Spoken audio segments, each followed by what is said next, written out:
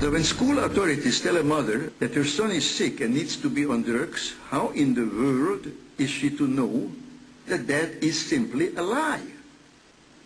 How is she to recognize that what experts now call attention deficit hyperactivity disorder is simply not a disease?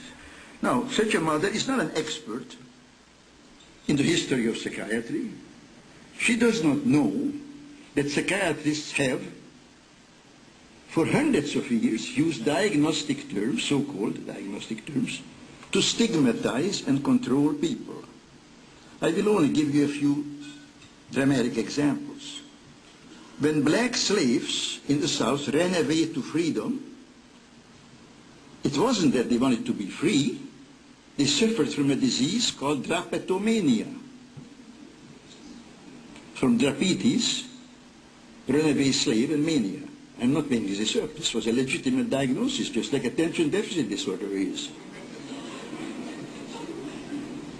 Women, half the population of mankind, of course, if they were foolish enough to rebel against domination by men, well, then they had a serious disease called hysteria, which was due to their wandering womb. Now, none of those behaviors was ever a disease, and of course it's not a disease. But nor is attention deficit disorder a disease. No behavior or misbehavior is a disease or can be a disease. That's not what diseases are. So it doesn't matter how a child behaves. There is nothing to examine. If he's sick, then there must be some objective science to it, which can be diagnosed by physicians and objective tests. That's why as soon as you go to a doctor, they take a lot of blood and take x-rays. They don't want to hear how you behave. When I went to medical school 60 years ago, there were only a handful of mental diseases. I think there were no more than 6 or 7. Now there are more than 300. And new ones are, quotes, discovered every day.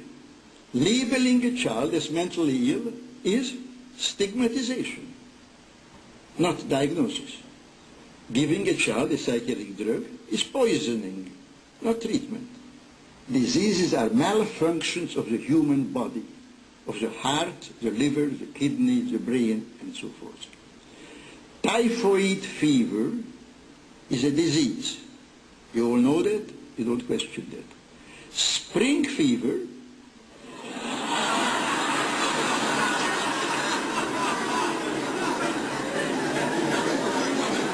all you have to know is English. Spring fever is not a disease. The task we set ourselves to combat psychiatric coercion is important. I think it's important. You all think it's important. Not enough people think it's important.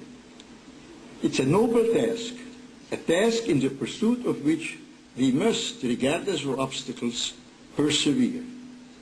Our conscience commands that we do no less.